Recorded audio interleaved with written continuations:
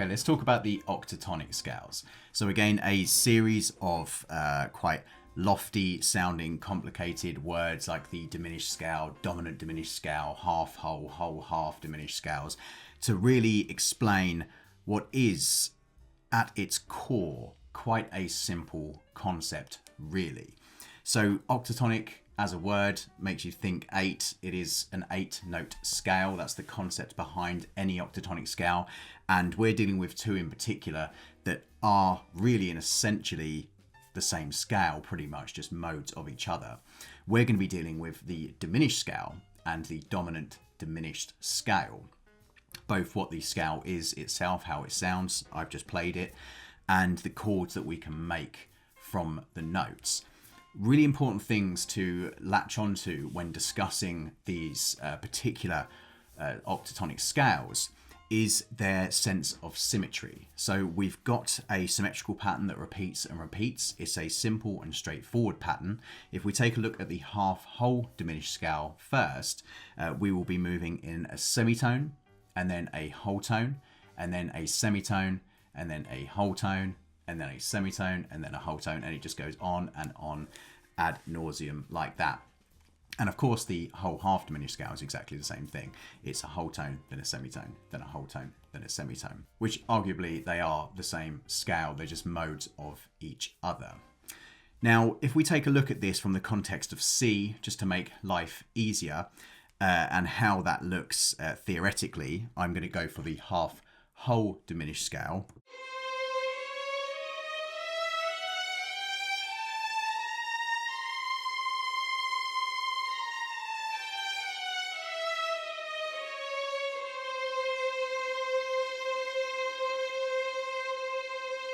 Because this is a symmetrical scale, it's worth pointing out that every other note, so the C,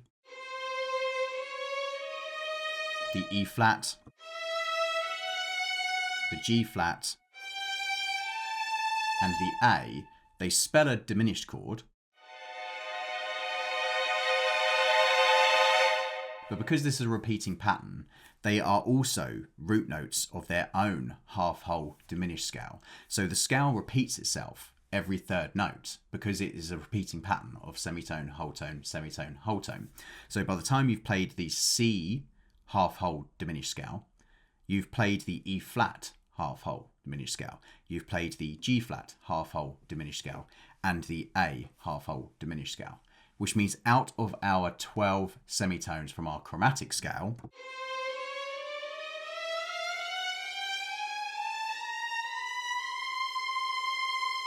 4 of those, or 1/3 of those, is already taken care of in this one scale, which means there can only be 3 variations on the half-whole dominant diminished scale.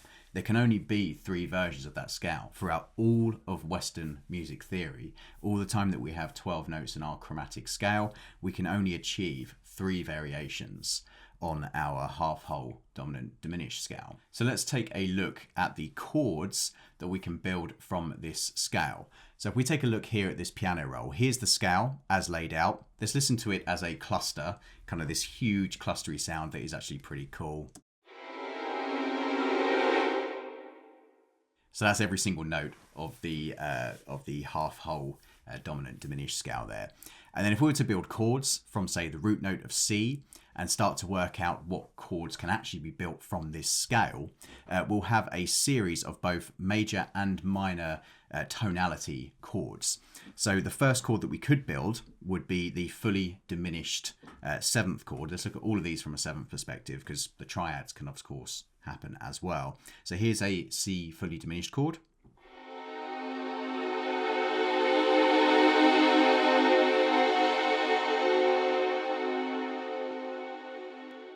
Now the notes also give us here a minor 7th, so we could actually play a C minor 7 flat 5 chord from the root note.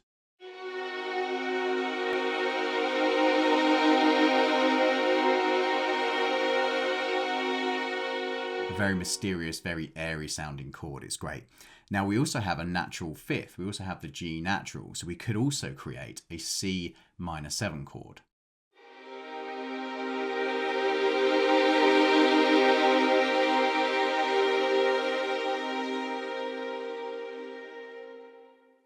Now, before we leave the minor chords, we could also have the kind of major sixth added in and get a C minor 6 chord.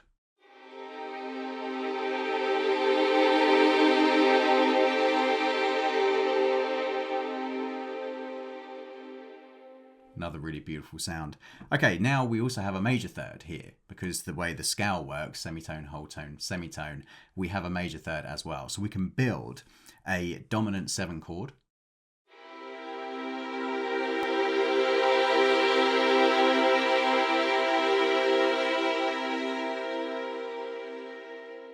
We can build a major 6th chord.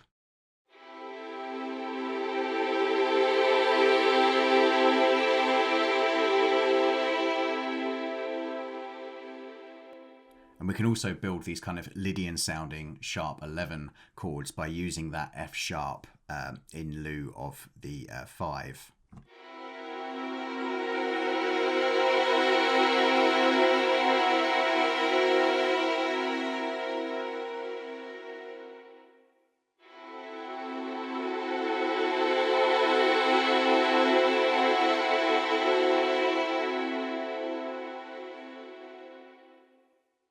Okay, now every one of those chords, because this is a repeating pattern, it means that we can get all of those chords, the C diminished 7, the C minor 7 flat 5, the C minor 6th chord, the C minor 7 chord, the C dominant 7 chord, the C major 6th chord, and then those C kind of Lydian sharp 11 sounding chords as well.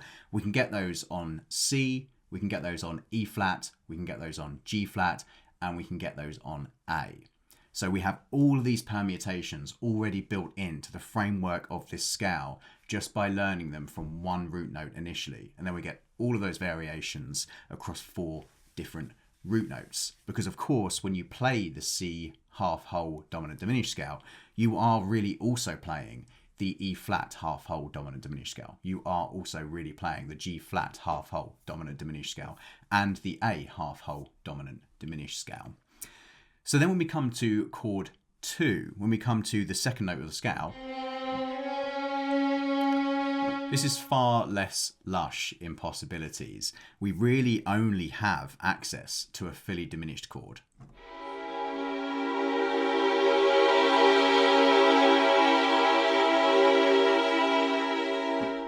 Because there is no major third. There is no natural fifth. None of that exists. If we try to build other chords, we'll simply make inversions of chords we've already played. So that's all of our chord possibilities. And then of course we can just tag these together however we want to. If we want to be strictly stuck to this scale center, then we might look to shift and pull and push the sound of major and minor on a root note, or we might choose to move from maybe an E flat tonality to a C tonality, creating maybe the E dominant 7 sound, moving to C minor 7 flat 5 sound.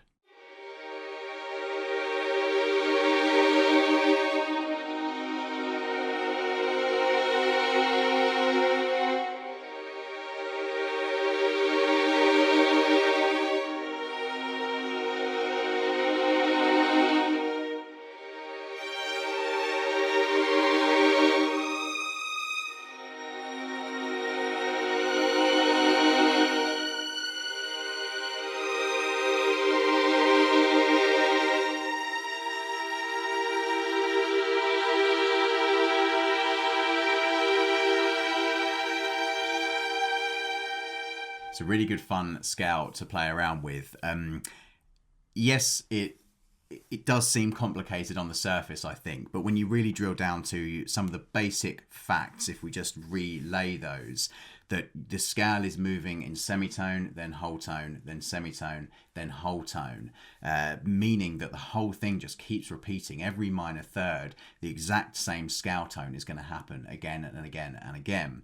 And as a result of that, there are only 3 variations of this scale in all of music anyway, Western kind of 12-tone music.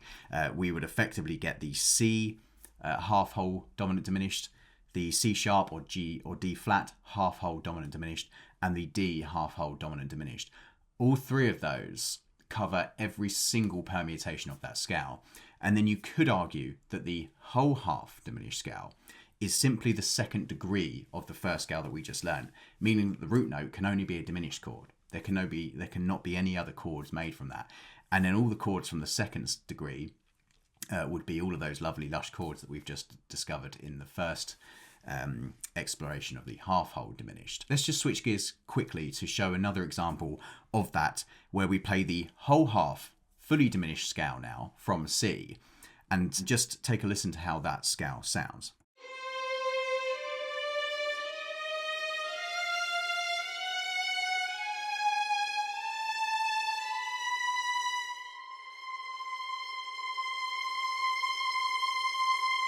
Now everything's flipped on its head. Now we can only get one chord from our root note, and that is C fully diminished. That's all we can get.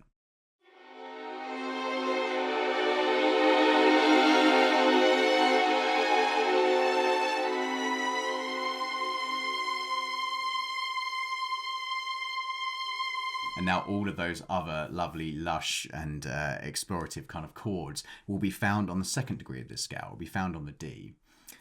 So yeah, I think it's complicated to think of this as two different scales, but to my mind at least, it's very simple to think of this as one scale that has two modes to it. We have the root position of what I would like to consider the dominant diminished scale, which is the semitone whole tone, so the half whole diminished scale. And then we have this kind of variation based on the second degree of that scale. If you lock that into your head and then figure out what those root note chords are for both the root position chord, so in this case C, but also the second degree of the scale, you can unlock the entire texture of these scales. So let's have another play of the half whole dominant diminished scale. I'll play some chords, I'll play some melody, and you can just see how this functions and how very useful this is to you as someone that might be writing for film or writing a piece of music that just has that kind of extra je ne sais quoi to the overall sound. Here we go.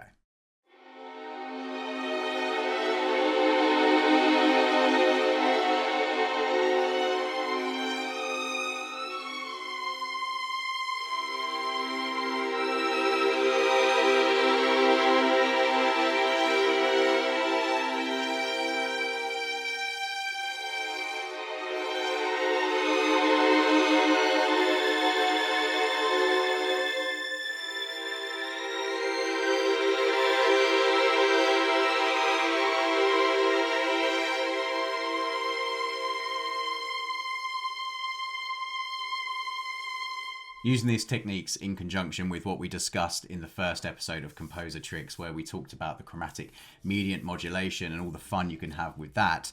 Of course, every time you land on one of those minor chords, you could easily extend that to a minor 7 flat 5, or just leave it as the triad and use this scale over it briefly whilst you're there, and then move on to another tonal center and really start developing those kind of lush, extended, quite complicated harmonic structures born from these, when boiled down, relatively simple concepts. Okay, that's been a look at the octatonic diminished scales, both the dominant diminished scale, which we concentrated on most of all, because it is my belief that ultimately we should see these as the same thing to put them into our heads better, and then the whole half diminished scale, or fully diminished octatonic scale. Go away, try and get this into your own writing, and I'll see you in the next one. Thanks for watching.